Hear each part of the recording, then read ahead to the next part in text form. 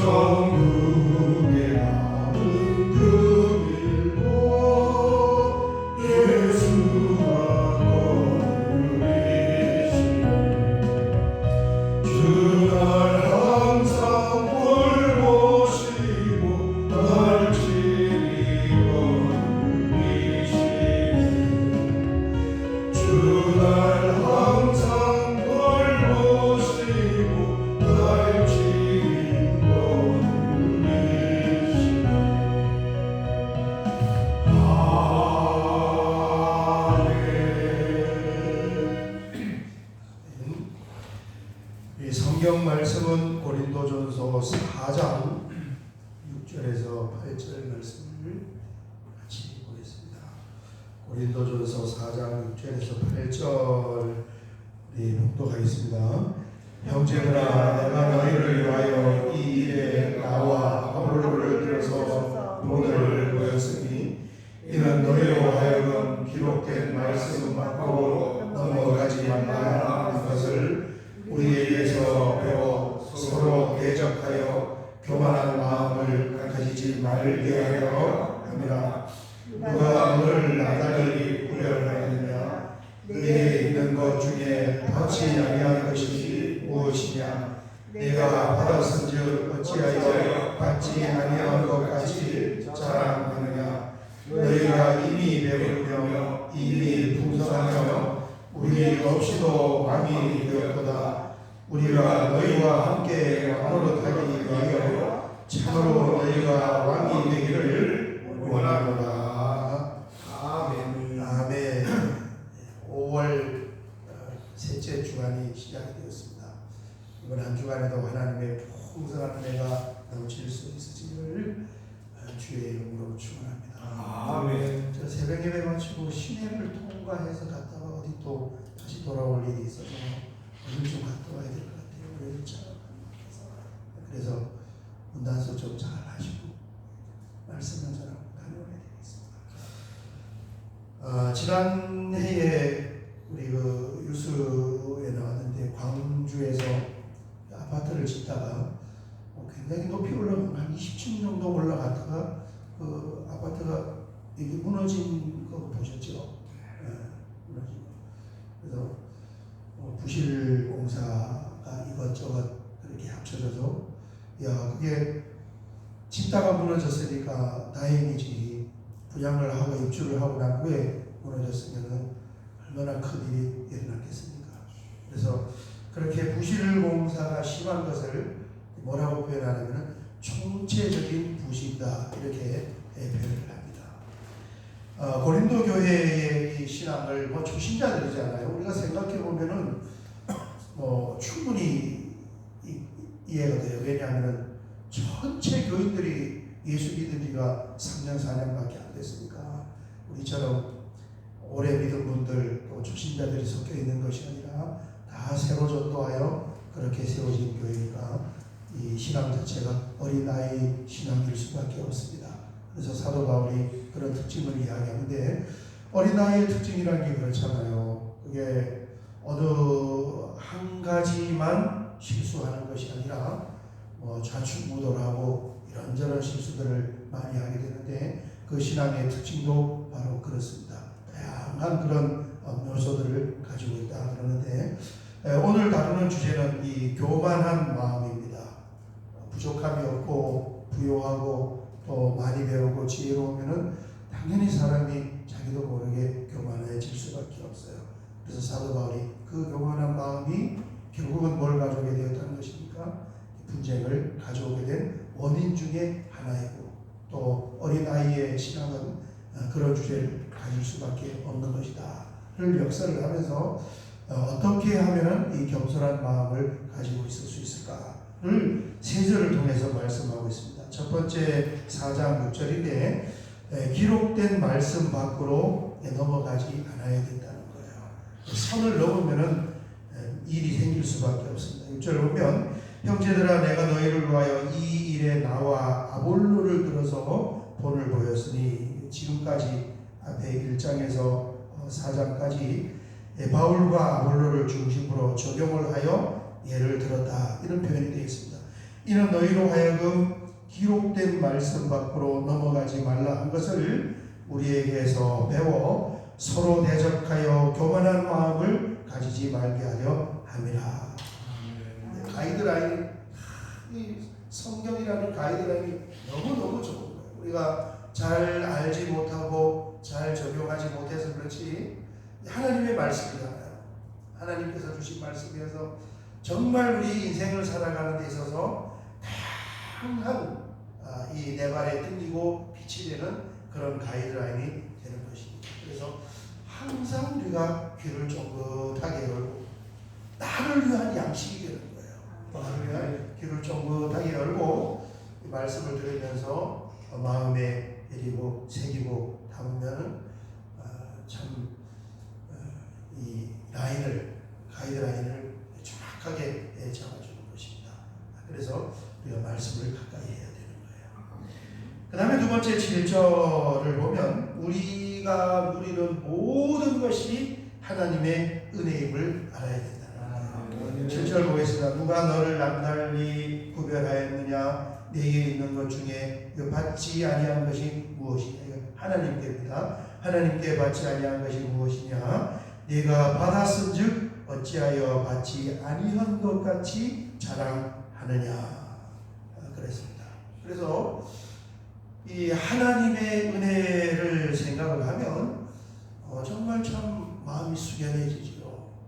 내가 누리는 것들 그것뿐만 아니라 가장 근본적인 나의 생명 또 이런 자연 환경 내가 그동안 인생을 걸어오는 현장에서 하나님께서 고비고비마다 우리는 너무너무 미련하잖아요. 거기에서 가이드라인을 쳐서 보호해 주시고 지켜주신 것들 그러므로 말미암아 오늘 하루를 살아가는 이런 여러 가지가 우리는 그러면 충분히 정말 하나님의 은혜지. 그러면은 마음이 숙여내지고 하나님 앞에 절로 이렇게 머리가 숙여질 수가 있습니다. 그럴 때 사람이 겸손해지는 거예요. 아멘. 하나님을 보게 될 때. 그렇습니다. 그 다음에 세 번째는 이제 마음의 보좌, 심령이 가난한 자 마음의 보좌를 낮은 곳에 두어야 된다. 8절은 비웃는 겁니다. 8절을 보면 너희가 이미 배부르며 이미 풍성하며 우리 없이도 왕이 되었도다. 얼마나 마음의 보좌가 높으면 우리가 너희와 함께 왕노릇하기 위하여 참으로 너희가 왕이 되기를 원하노라. 너희가 왕이 돼서 우리도 같이 왕노릇했으면 좋겠다는 쪼는 말이거든요. 쪼는 말. 그렇습니다. 그래서 말이 사실은 바울파다, 아볼로파다, 게바파다 이렇게 파를 정했지만 실제로 그 사람들이 막 바울을 중요하게 하고 아볼로를 막 중요하게 생각하고 그런 것이 아니단 말이에요. 누가 왕노릇하게 한 거예요? 자기를 높이고 자기가 왕노릇하기 위해서 그렇게 명목상 이름을 붙여서 파를 정한 것이지 또 그렇게 그분들을 높이기 위해서 그런 것도 아닌 거예요. 자기를 높이기 위해서. 사도 바울이 정확하게 그 내면을 들여다보고 있습니다. 그래서 언제든지 우리가 하나님 말씀을 들으면서 다시 한번 마음의 매무새를 가다듬고 우리의 마음의 보좌를 저 낮은 곳에 두면 하나님께서 주시는 은혜의 물줄기가 높은 보좌에서부터 낮은 자리로 세차게 흘러넘치는 줄 믿습니다. 성경은 굉장히 많은 성경 구절을 통하여 이 겸손한 마음에 관해서 말씀하고 있습니다. 존귀함의 앞잡이다. 겸손한 마음으로 나가면 뒤에 뭐가 졸졸졸졸졸 쫓아온대요. 그 쫓아오는 것이 뭐예요? 그 사람을 높은 곳으로 밀어올리는 존귀함이 그 사람 뒤에 따라온다는 거예요. 그렇지 않아요? 상식적으로 봐도 그렇잖아요. 그런데 살면서 안 되는 것이 이거예요. 내가 조금만 쌀 한 톨만 자랑할 것이 있으면은 사람이 그게 또 어깨가 숙여지고 마음의 보좌가 높아지는 거라요. 그렇습니다. 잠언 22장 4절 겸손과 여호와를 경외함의 보상은 말씀을 보면은 하나님을 경외하면은 하나님 경외하면은 얼마나 큰 보상이 있을까? 우리가 이제 짐작을 할 수 있는데 그 하나님을 경외하는 것만큼 큰 보상을 따르는 것을 어떤 주제를 같이 갖다 놓으냐? 겸손의 그 보상이 하나님을 경외하는 것만큼 보상이 크다는 거예요. 뭐냐 하면은 재물과 영광과 생명이니라. 아멘. 그렇습니다. 오늘 새벽에 이 말씀을 우리가 짧은 시간 나눴지만은 다시 한번 마음에 깊이 새겨 이걸 가이드라인으로 쳐서 어디 가도 귀하게 여김을 받고 하나님께서 주시는 은혜와 복주심이 넘칠 수 있는 우리의 낮은 마음, 겸허한 마음이 될 수 있으시기를 주의 이름으로 축원합니다. 아멘. 우리 주여 한번 크게 부르고 기도드리겠습니다. 주여 아버지 하나님 감사합니다.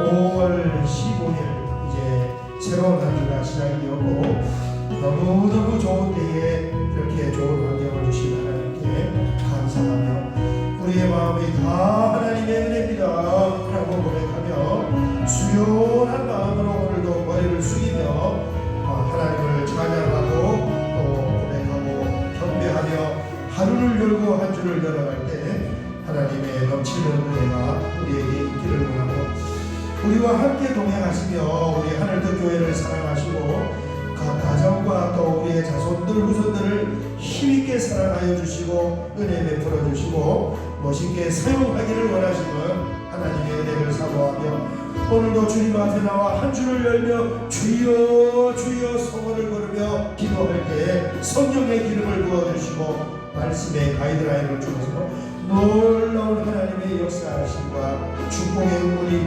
깊이 파여질 수 있도록 아버지 하나님 은혜의 은혜를 더하여 주시옵소서. 오늘도 아버지 하나님 겸허한 마음으로 주님 앞에 나왔습니다. 참으로 겸손을 사모하며 주님 앞에 나와 하나님 기도할 때 주님의 세미한 음성이 우리에게 들리게 하시고 새 힘을 주시고 새로운 마음을 허락하여 주시옵소서. 우리 하늘교 교회가 창립 45주년을 바라보며 나아가며 단독으로 선교사를 파송하기 위하여 기도하며 나아갈 때 하나님께서 예비하시는 애들이 있을 줄 믿사오니 믿음으로 간구하게 하여 주시옵소서.